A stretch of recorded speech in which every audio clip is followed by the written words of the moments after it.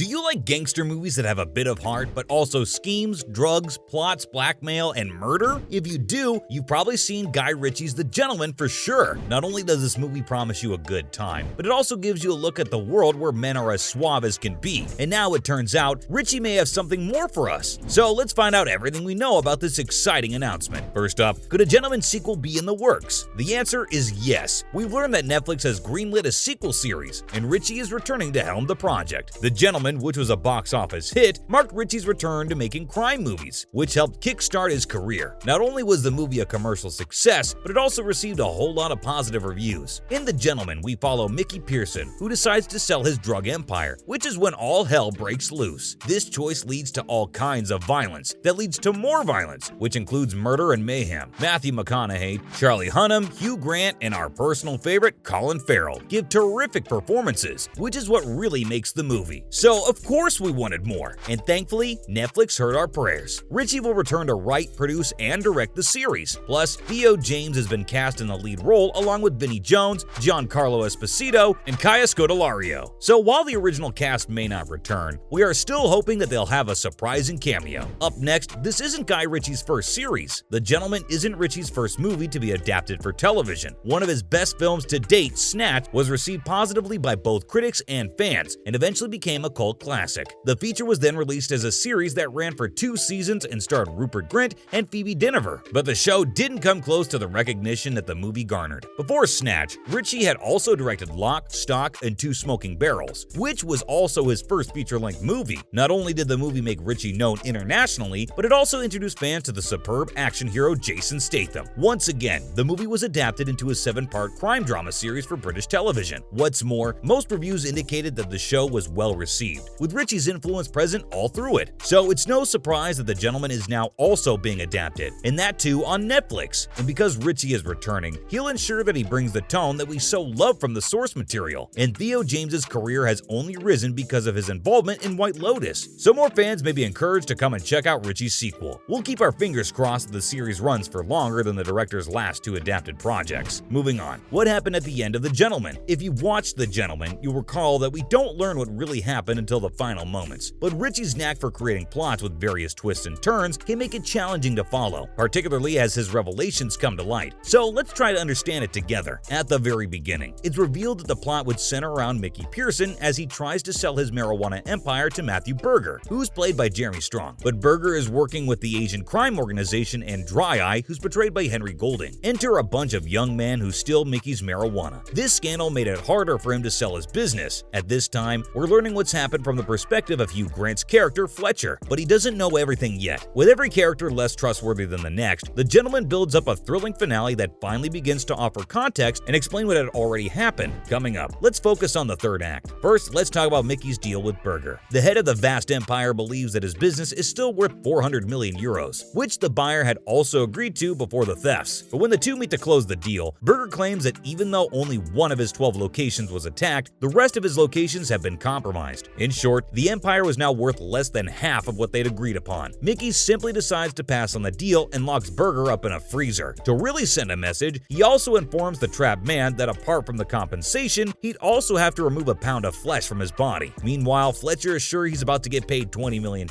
but gets a bad surprise. You see, Raymond had always been spying on Fletcher, who in turn had been spying on them. All he wanted to do was just learn how much Fletcher knew about Mickey's deal with Berger. But there's another twist still. We learn that Russian gangsters will be arriving any second to kill both Raymond and Mickey and allow Fletcher the quick escape that he needs. Following up, how are the Russians involved? If you're wondering where the Russians came from, give us a second. Early on in the movie, Raymond is sent to retrieve an associate's daughter. Everything goes on without a hitch until the boy falls to his death. And this kid was the son of a Russian who got in touch with Fletcher to find out how to get revenge on Raymond and Mickey. So when these Russians arrived to kill them, in the surprising turn of events, Coach, played by Colin Farrell, killed the thugs coming for Ray. Elsewhere, his boys kill those coming for Mickey, even though they want to kill Mickey themselves. In the end, Mickey manages to escape, Berger's plans fail, and Ray finds Fletcher before he can disappear for good. What's more, Dry Eye and Berger's plan. Yeah, there are a lot of players involved. Now, to make sense of the ending, we need to turn our focus toward their joint plans. Berger decides to partner up with Dry Eye because he wants him to lower the value of the company and believes the latter will accept a backseat later on. Dry Eye did what was asked and hired Coach's boys to steal from Mickey, but the leader of the Asian crime organization, Lord George, doesn't agree with any of this. If everything had gone according to plan,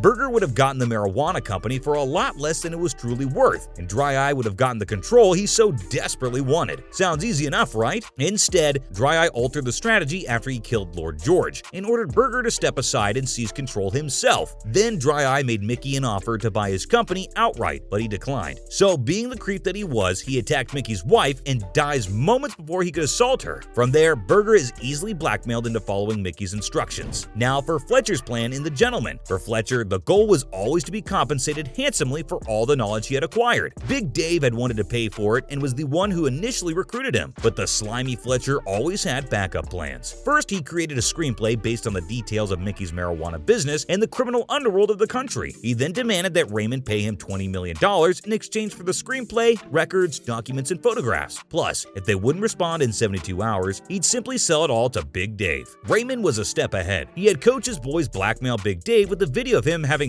relations with a pig. Ugh. Well, with Big Dave out of the way, Fletcher had only one buyer, Raymond, who had managed to gain access to all the info that he'd collected. But luck was on his side, and Fletcher managed to escape when the Russians arrived. Unable to accept his defeat, he tried to sell the script to a movie studio right before Ray found him again. Finally, how does this ending set up the sequel series? The success of The Gentleman led many fans to believe that a sequel would soon be on its way, but it had been 3 years since the movie's release, and there had been no news. That is, until Netflix confirmed that a sequel series was in the works. Now that we know a sequel will exist, with none of the original cast currently expected to return, the focus may be shifted to the Asian crime syndicate's new leadership. Now that Dry Eye is dead and Lord George is too, the group has to scramble to find someone new. It's also possible we learn about a possible competitor in the UK, who may be played by Theo James, and how they've been impacted by Mickey's presence in the country, particularly seeing that he's American. James's character may be focusing on becoming the top dog in the area. And who could forget, we still don't know what happened to Burger. And will Big Dave be able to make his comeback after being blackmailed by that gross video? We have a lot of questions and theories, but we all need to be patient and wait for the series release. That's a wrap for this video. Are you excited about Netflix's plans for The Gentleman sequel show? Let us know in the comments below. Make sure to give this video a thumbs up and subscribe to our channel for more videos like this. See you in the next one.